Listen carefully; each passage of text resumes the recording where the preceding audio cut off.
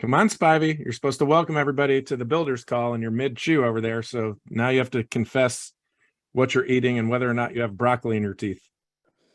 I'm afraid that I'll have rice sticking out of my teeth here.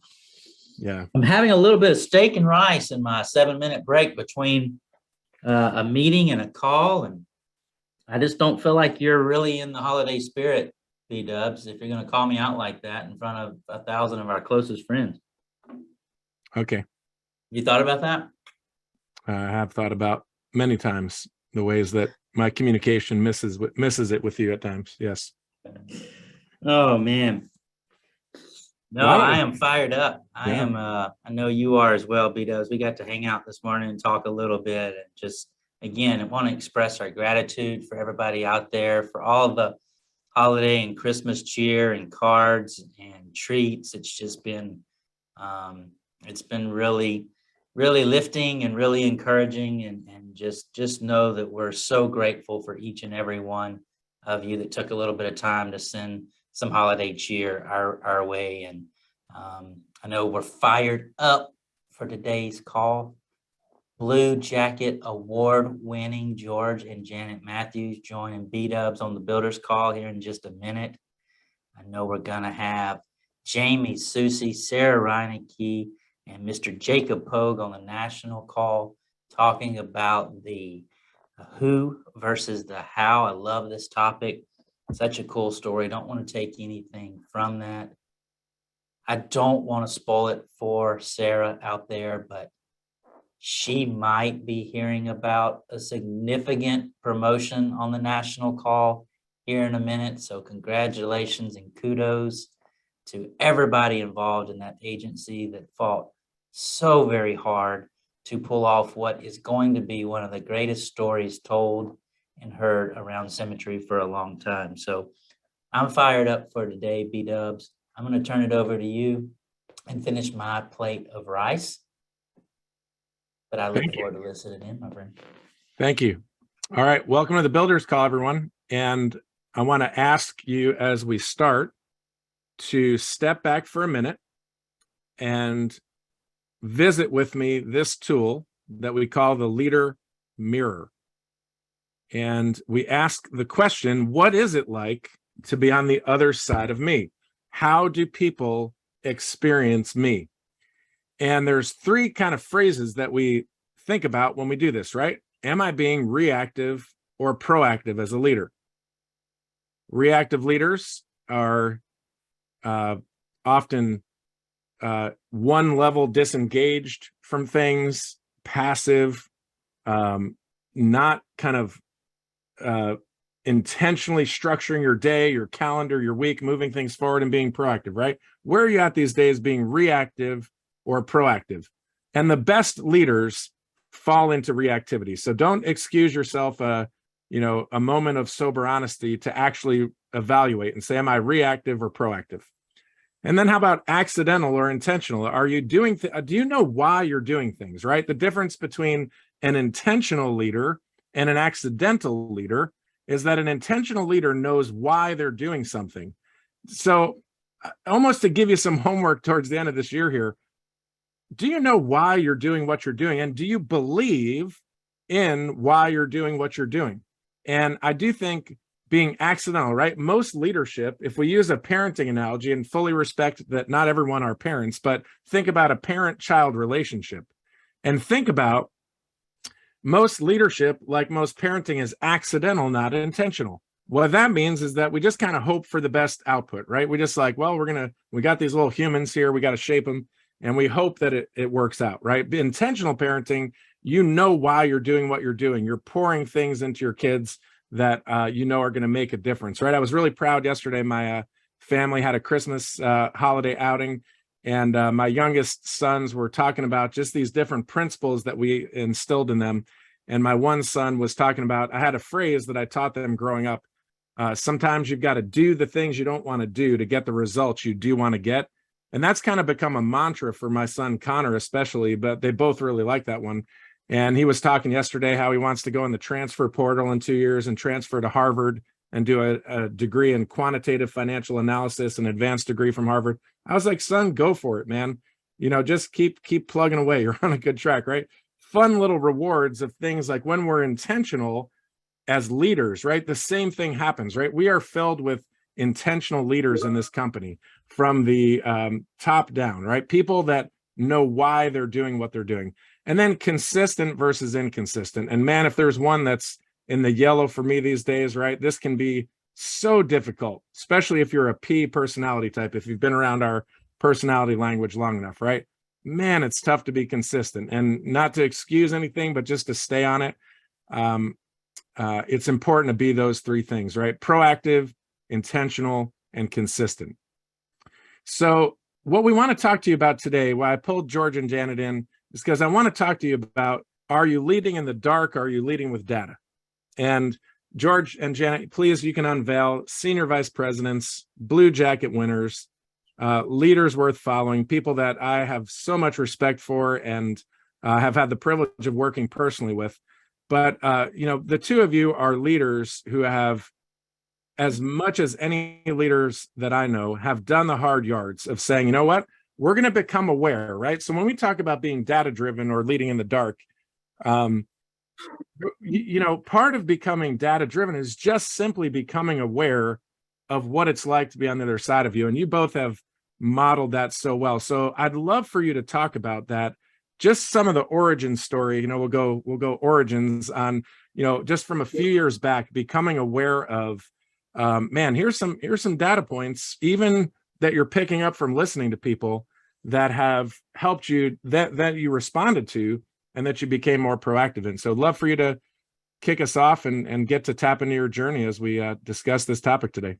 Sure thing. Thanks, Brian. George and Janet Matthews here. Thanks for having us. Yeah, appreciate it. We're excited. Happy holidays, Merry Christmas to everyone out there. And it's interesting. We were talking about this earlier, Brian, and we also won the Fired Up Award, which is kind of an I thing, right? It's like enthusiasm and excitement. Those are often, what that'll launch, new endeavors.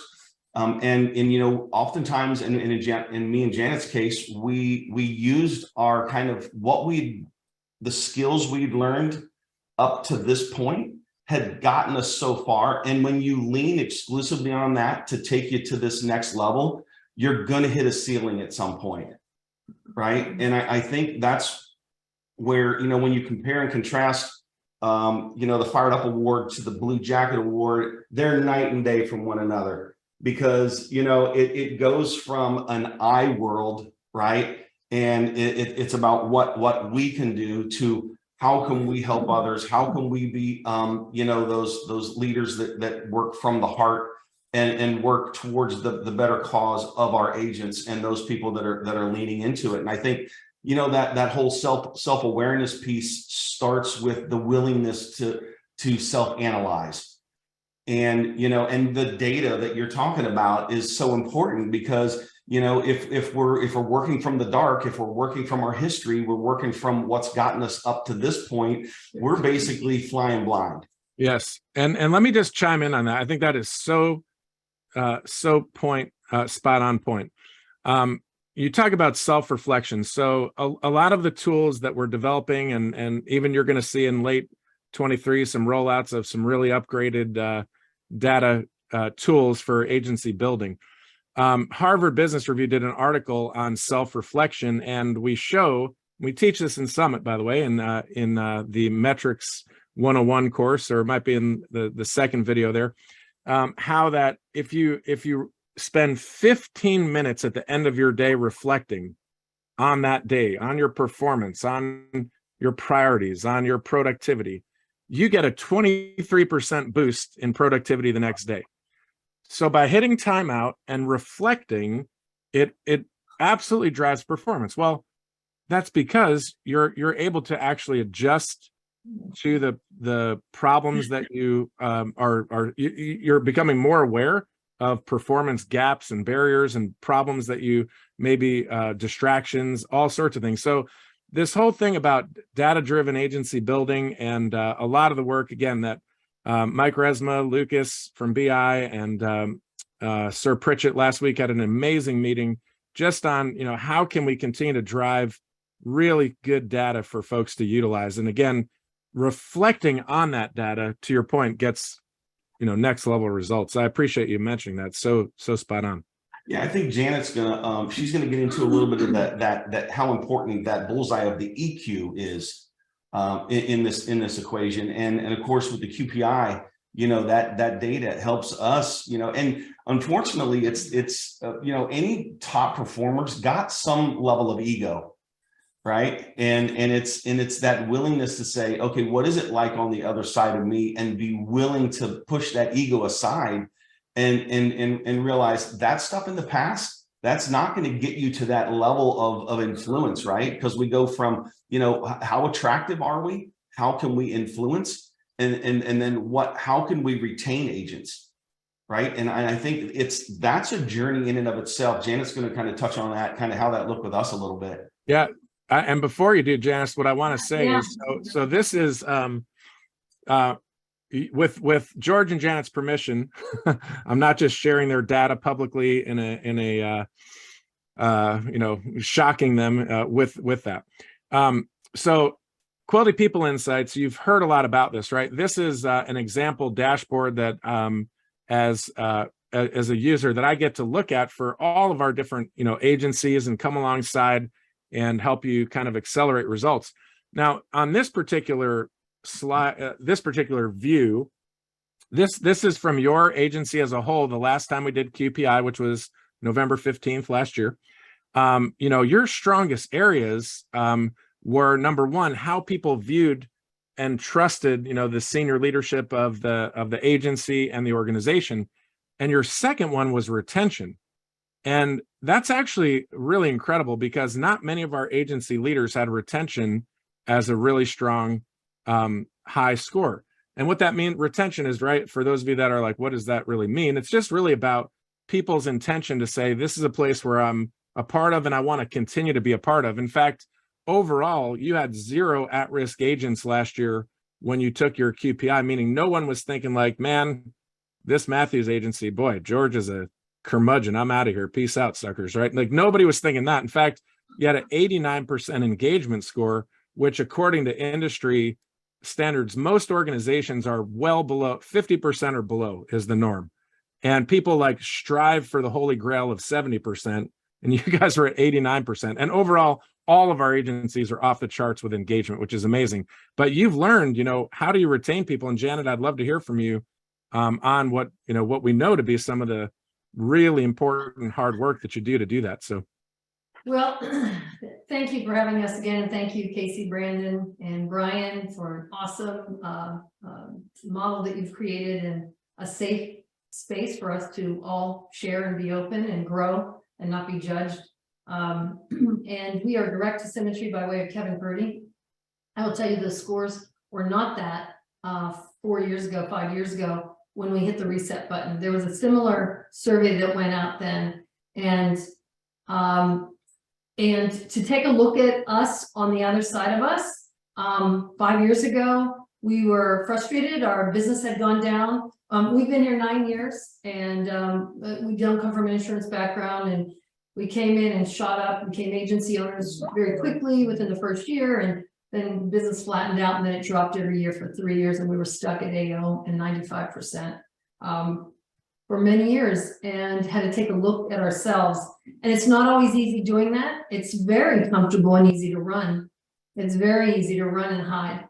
And so we knew we may not be better than someone else, but we were better than this. And we've always said that. So we had to take a deep dive into ourselves. And there was a survey that came out, and I will tell you, I didn't like who I was on the other side, nor did George, and nor did our agents, and nor did our mentors. And nothing bad. I don't mean that's bad. I'm saying there's an opportunity for growth. And that's how we looked at it. And we took that challenge on, because you have to have that data to know, how are we being perceived? And then learning about the 5 voices. We took on your services for a year and learned about ourselves. And then over the past year was really the biggest year for healing within our organization, because we put all of our leaders, team leaders, key leaders, and AOs through the 5 voices. So you have to have that, and it's great to inspect and verify and check up, and we did that. So we're a work in progress, and I was reading about we sometimes feel like we have to come in and be perfect, and we can't make mistakes, and people are going to judge us. And I will tell you that internal dialogue is exhausting, and so we have to learn to show ourselves grace, and that's what this whole process went through. We went from, just feeling at the, being at the very bottom and accepting that we're just okay. We are okay with who we are and where we are. We are going to work on ourselves. So the data was pretty much, more like in the 60s, might have been in the 50s, where we, it's about us all taking a look in the mirror, and not just us growing, but our team growing with us. And that's really what happened along the way. Yeah, it's so good. And again, I was talking to one of our leaders, Rob Purley, the other day. Such a deep thinker, great leader, and he made a comment. He's like, "Man, it's like throwing darts in the dark." And I'm like, "Can you imagine if we said, hey, let's play darts," and then I shut all the lights out and didn't have glow in the dark darts, right? And so again, something like QPI, but also the many other resources that we're building helps you do that. Now, if we do go, and this is your agency as a whole last year, right? If you go to some of your lower ranked areas, right? Self-efficacy, convincing a customer to buy. This was the lowest. These 2 bottom areas were the lowest ranked areas out of pretty much almost every agency in our whole company. And what this means is that people ranked low, their sense of like really feeling confident when they step in and make a sale. Now, of course, an impact to home. Of course, many people that are new to the industry, new to the organization, that makes sense, right? You're learning it. You're not as confident. So, and then psychological safety, like people feeling comfortable speaking up. Now, you got an 85 on that one, which is amazing, right? Which all of these scores, right? Anything really, I'd say 60, 70 and above is really, really good. But all to say, there's enough unfavorable percentage, like, you get people like, I'm not sure if I'm safe to speak up, 12% of people, 19%. Unfavorable response, actually not necessarily looking at these different areas, right? Manager recharge, feeling like you got a lot of manager things, like people feeling like, does my manager have time, my mentor have time for me? So to your point, all of us at every level of the organization are going to have things, and the more instead of guessing what we should work on, the more you can actually kind of have that knowledge of what to work on and not throwing darts in the dark. It's way better. It's important. And one of the things I just wanted to make a note of is it's not always easy to hear. It isn't. But and we have to, this is where we have to talk to ourselves, not listen to ourselves. So important that, it's a learning opportunity to become that better leader, because what is building about? I mean, it's relationships, and it's an attraction. Right. How am I someone others want to follow? Do they feel comfortable speaking with us and opening up, and have we created a safe space for them to do that? Yeah, psychological safety. I mean, that's one of those things where you can talk about it, but that's a feel thing, right? And what are your actions? Are you calling people out? Are you calling them up, right? And that was a big part of a mentoring versus kind of managing type of attitude and mindset, that we had to make that shift. Because like, if people come here because they don't want to be managed, they don't want to be micromanaged, right? And when you're calling them out on things versus learning how to speak differently, call them and call them up, that's what then they feel the safety that they can open up.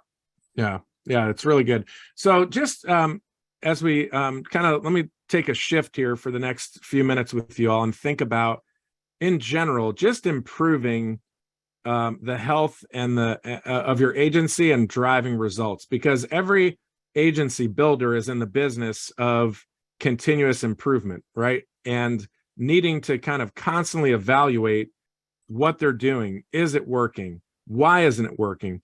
And I know from our recent agency owner recruiting dashboard that we've built and are working on getting that insight out to folks, right?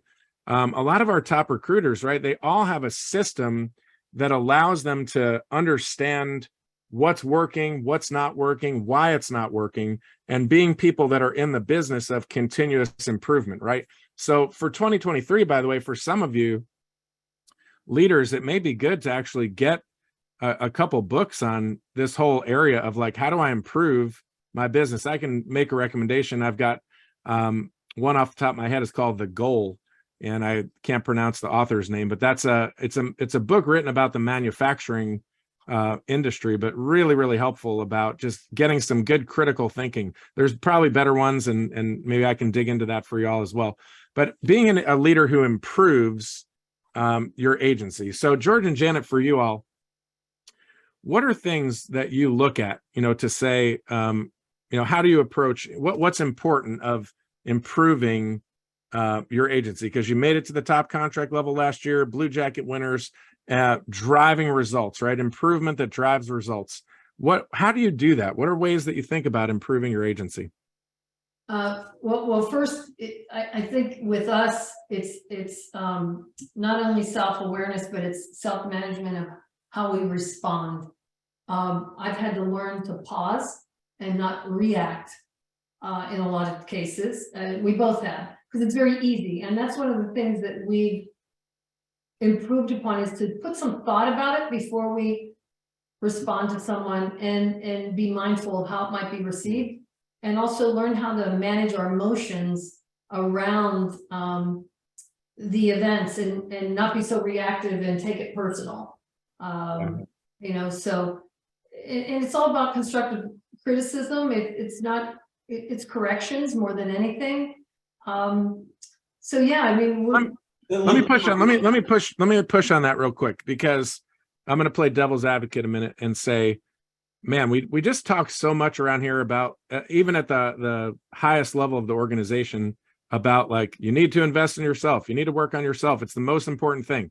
And sometimes I get a little concerned that falls on deaf ears a little bit, because we say it so much, where it's like, you got to work on yourself. But do we really actually understand why that's important? And I think you hit on some of that, right? Like, it's important because if you don't actually hit pause and reflect on your own impact of what it's like to be on the other side of you and how you're leading, it's really an uphill battle from there. Any other thoughts on like, why is it so important what you're saying? Because I might be looking for some other secret business trick other than just working on myself. Why is that so important? Yeah, no, I think that, when we look at it, has to shift from, again, I to what can I do for you? Like like, am I listening to you? Am I really hearing what you want? And when you look at what we do here, people come here because they want autonomy, right? They want control. They want that freedom and that flexibility. They want to be able to run their own business and run their own race. And if we don't provide that support challenge, the right amount at the right times with the right people, and we're not aware enough to know when to do it and when not to do it, our whole goal here is to duplicate so that we can then liberate these folks. And I think that's the whole key, the whole key here. And the more you can make that duplicatable to where they're out there and they're creating their own unique writers on a consistent basis, and they're growing their agencies consistently and continuously, then we haven't created the right environment. And that also, culture has to be a big part of that, right?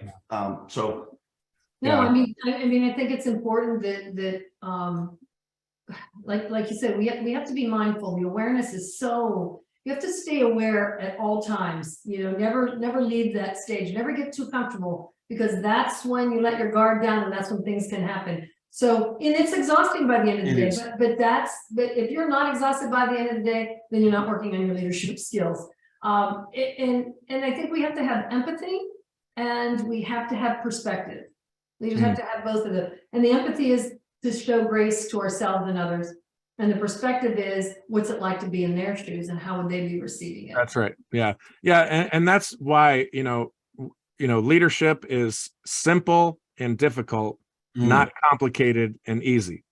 And the reasons for that are many, but if you just think about what makes leadership difficult, because it really is simple. I mean, just in the same way Casey Watkins and Brandon will talk about how the success principles are universal. I know Edward Pritchett talks about that a lot too, right? You go way back to no matter who you read, what Millionaire Mindset or Think and Grow Rich. Like there's so much commonality there. It's the same thing with leadership. It's all very simple and it seems very understandable, really. There's not a lot of complexity to understanding how leadership works.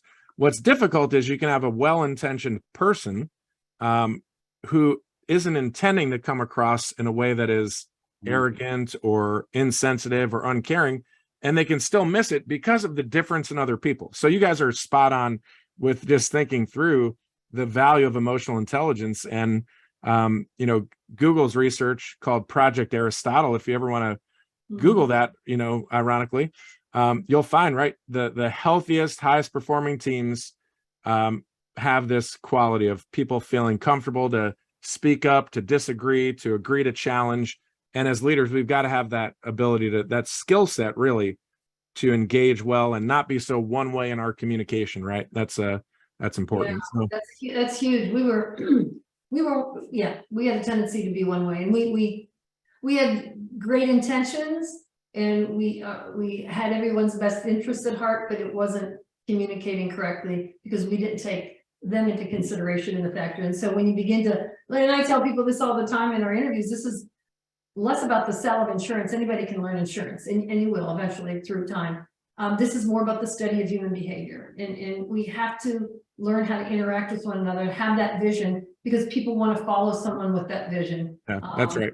More than anything. So I think real quick here, Brian, I know you want to close this up. This business will unfold for you as independently, as organically, and as different as there are fingerprints on the planet, right? And you're about to hear from, Sarah Reinecke and Jacob Pogue and Jamie Sousey, and they are an example of how they have adapted this, right? Their awareness, their acceptance, their integration of all these components that make you a person of attraction and influence and retention and impact.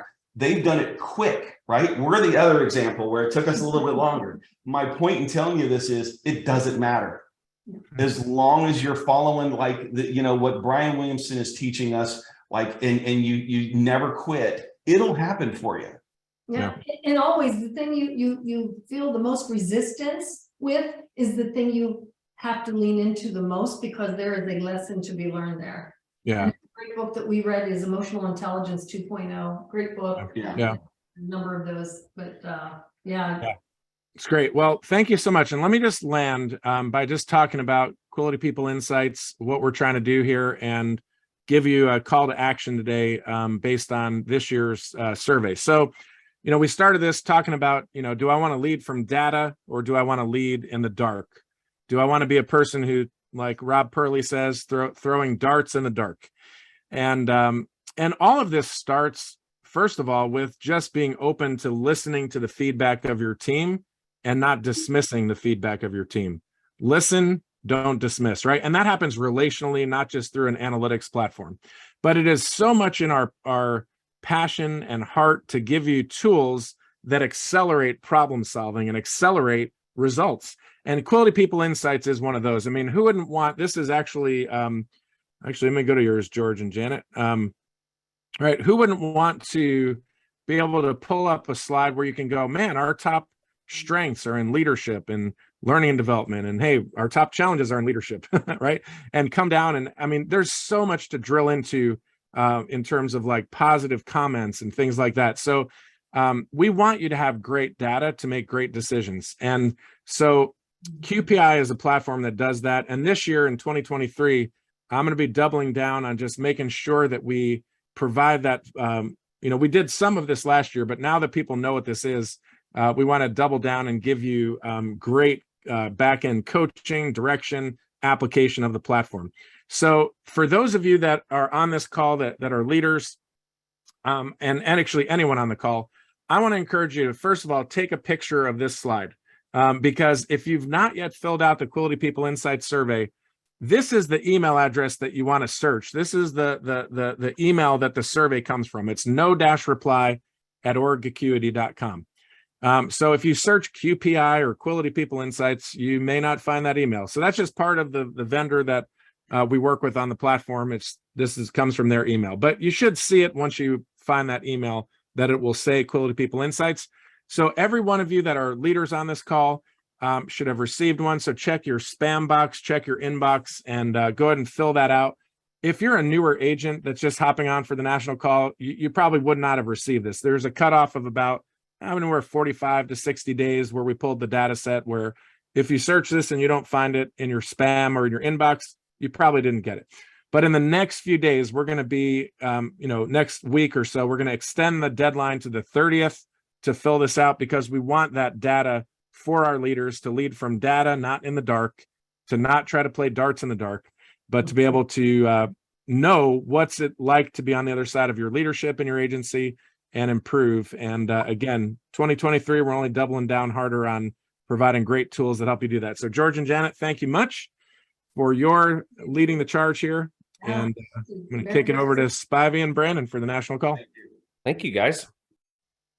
Love it. Always appreciate you, B-Dub, and George and Janet. Janet looking stunning over there, might I say, today. Did you catch that, Brandon? I think she's had a color wheel. She's just glowing. Look at this. Oh, look at that color. I'm in my color wheel too. Thankfully, I nailed my color wheel because I did not want to have to go buy all new clothes. So I don't know if Heather may have just told me what I needed to hear, or not what I needed to hear, but what I wanted to hear, versus told me what I needed to hear. But either way, I got good news. And I feel a little festive today. You seem a little festive. You got a little red and green. I see the combination going. A little red, even a little white. Right here. I'm very, very festive. I think we ever talked through what would you have done if your color wheel would have told you that pumpkin orange is your color. I would have ignored it and moved on with my life. You know what else today is, don't you, Todd? Promotion Wednesday. That is something else. That's not what I was talking about, but National Signing Day for recruiting. Indeed it is. So all of you college football fans, as we're all adjusting to this new world of college football free agency and all the things going on, feel free to hit us up in the chat down there who your biggest recruit for the year will be, or where you think your team will finish in recruiting. I know B-Dubs is excited because his Michigan Wolverines are in the playoffs and he feels pretty good about it. He and Resma both feel pretty confident. Feeling really good. I like that. My Max, whatever his name is a wild card QB that might throw us a loop, but TCU quarterback. Any TCU fans out there? Let us. The Horny Toads. Max Duggan, the horns toads. Yeah. I think we got that. I think we even have Georgia. So I'm calling Michigan over Georgia publicly. What? Well, Georgia fans, let's hear what you have to say about that. Yeah, that's right. Georgia fans are thinking to themselves, thought you had us last year when you lost by 40 also. Swag. That was last year though, wasn't it, BW? That was last year. That's right.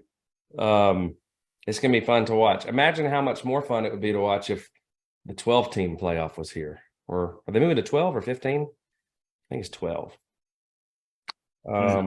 Is that with the what is it, USC, all the adding, or is that a different thing? I know there's a couple teams, right? USC and someone else moving to the Big Ten. UCLA. No, that's completely different. Yeah, everybody's moving around. All right. Texas and Oklahoma are moving around. A bunch of people are moving around. Nobody knows what's going on, but we just know that there will be a lot more teams in the playoffs. I don't know if that's next year. I think that's 2 years from now. Nice. Maybe. I'm trying to expedite it, but we'll see. We'll see. We're definitely trying to expedite it because we don't like being left out. I do know this. we are in for a treat right now. Mhm. We're going to start today's national call with a year-end review video that we've got dialed up. Ooh.